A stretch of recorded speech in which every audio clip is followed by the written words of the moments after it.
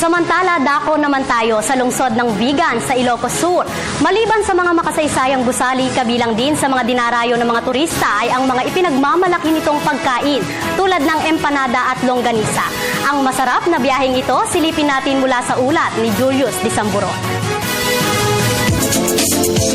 Welcome to Vigan, ang kabisera ng lalawigan ng Ilocos Sur. Kilala ito dahil sa kanyang malapanahon ng Kastilang tema at pagkakabilang sa heritage sites at New Seven Wonder Cities. Sa paglalakad namin sa Calle Crisologo, Animo Intramuros ang mga bahay na nakatayo sa kaliwat kanan.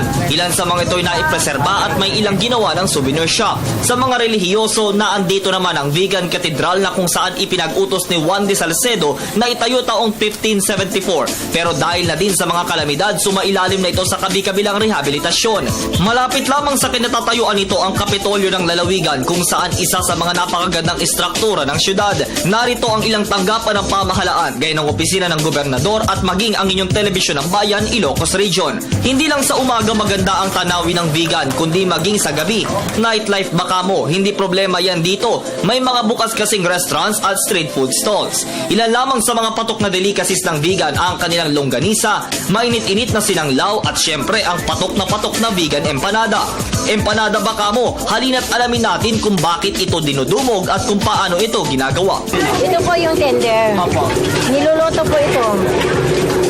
At saan po gawa yan? Sa bigas po. Bigas. Opo. O, tapos, mamasahin na ganyan. Mamasahin, yung bigas po, ibabad po sa tubig, tapos giling, tapos yung doon na po iluluto po sa kawali. Mahirap po bang gumawa ng ganyan? Mahirap, sir. Opo. Gano'ng karami po ang nagagawa po ninyo pag ganyan? Hindi namin nabibilang, sir. Tuloy-tuloy lang. Tuloy-tuloy lang.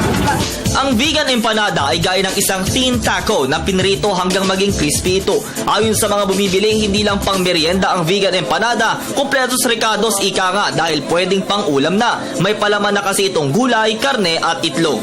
So ngayon, titikman natin kung gaano nga ba kasarap itong special Vigan empanada. Dito pa rin yan sa may Ilocos Sur.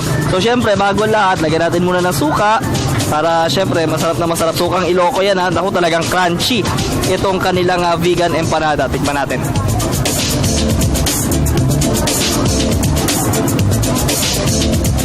Approve na approve.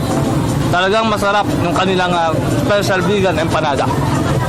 Hindi lang mata ang mabubusog sa inyong pagtungo sa Vigan, kundi pati ang tiyan. Sa mababang halaga ng mga pagkaing patok ng Vigan, tsako ito'y inyong babalik-balikan. Para sa telebisyon ng bayan, Julius Disamburon, Calle Crisologo, Vigan City, Ilocos Sur.